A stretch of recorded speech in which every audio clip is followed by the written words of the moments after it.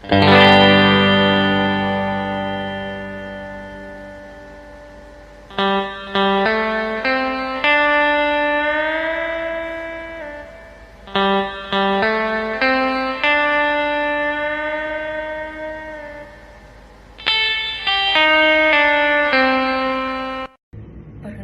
nama saya Alexa Panatagariawan dengan NPM 2406414372.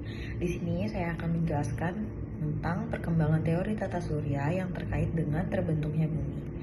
Jadi kelompok kami di sini mengambil dua teori. Teori yang pertama yaitu adalah teori Big Bang.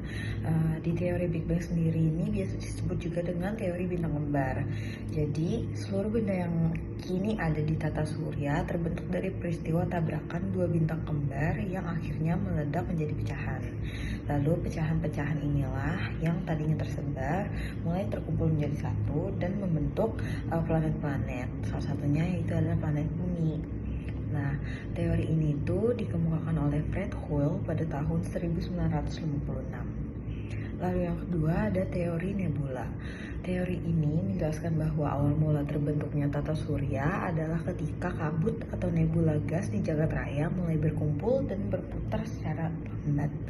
Jadi pergerakan lambat tersebut yang menyebabkan munculnya energi inti yang disebut dengan inti massa di tempat yang berbeda-beda. Nah, inti paling besar itu berada di tengah-tengah tata surya, yaitu matahari, dan inti-inti lainnya itu membentuk menjadi planet. Salah satu planetnya adalah bumi. Terima kasih. Perkembangan teori bentang alam terdiri dari 3 tahap. Yang pertama yaitu teori continental drift atau teori pergerakan benua. Teori ini dikemukakan oleh Alfred Wegener pada abad ke-20.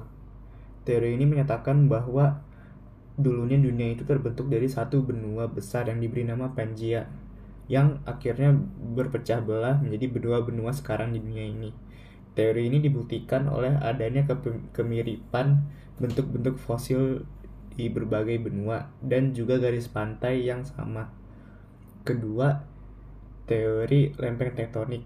Teori ini memperluas teori Alfred Wegener sebelumnya. Teori ini menyatakan bahwa di dalam bumi terdapat lempeng-lempeng tektonik yang dapat bergerak dan membentuk bentang-bentang alam seperti gunung. Teori ini juga didukung oleh gerakan seismik. Ketiga yaitu model aliran. Teori ini menjelaskan bahwa lempeng-lempeng tektonik bergerak karena adanya aliran panas atau cairan lain di dalam mantel bumi yang dapat menggerakkan lempeng tektonik. Perkenalkan, nama saya Muhammad Dafaksil Gaisan. Di sini saya akan menjelaskan gaya-gaya yang membentuk permukaan bumi saat pembentukannya dalam tata surya ini. Ia melibatkan beberapa gaya. Yang pertama, gaya gravitasi. Pada awal pembentukan sistem tata surya, gaya gravitasi memiliki peran utama dalam menarik materi bersama-sama. Gaya ini menyebabkan gas dan debu kosmik berkumpul dan membentuk protoplanet, termasuk bumi. Yang kedua, gaya tabrakan. Penggabungan materi yang melibatkan tabrakan antara protoplanet dan objek-objek kecil lainnya. Tabrakan ini membantu membentuk dan mengkondensasi massa bumi. Sekian dari saya, akan dilanjutkan teman saya. Perkenalkan, nama saya Lulanisa Zahra dengan NPM 2406418553.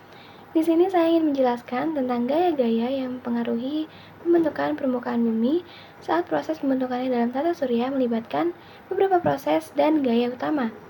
Melanjutkan dari teman saya, Dava Excel, gaya yang ketiga ada gaya diferensiasi, yaitu di mana ketika bumi mulai terbentuk, gaya gravitasi membawa pengaruh diferensiasi, yaitu di mana ketika material yang besar seperti nikel dan besi turun atau tenggelam ke pusat bumi, sedangkan material yang kecil naik ke permukaan bumi.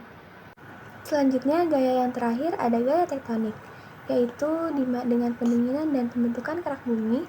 Gaya tektonik berperan membentuk struktur permukaan bumi seperti gunung dan lembah melalui proses pergeseran lempeng tektonik.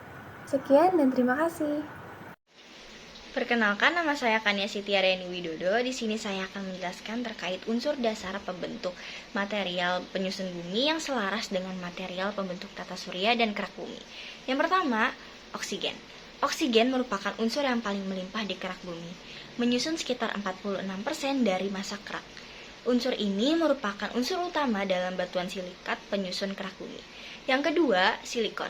Silikon merupakan unsur kedua yang paling melimpah di kerak bumi, menyusun sekitar 28% dari massa kerak. Silikon merupakan penyusun utama batuan kerak bumi. Yang ketiga, aluminium. Aluminium menyusun sekitar 8% dari massa kerak bumi dan banyak terdapat dalam berbagai mineral. Yang keempat, besi. Besi menyusun sekitar 5% dari massa kerak bumi. Meskipun tidak terlalu melimpah, besi merupakan unsur dominan di inti bumi dan juga banyak ditemukan dalam batuan serta meteorit. Selanjutnya ada kalsium. Kalsium itu menyusun sekitar 3% dari massa kerak bumi dan penting dalam mineral seperti kalsit dan gipsum. Dan yang kedua ada natrium. Natrium merupakan unsur penting dalam berbagai mineral, fosfor, dan lainnya. Yang ketiga ada magnesium.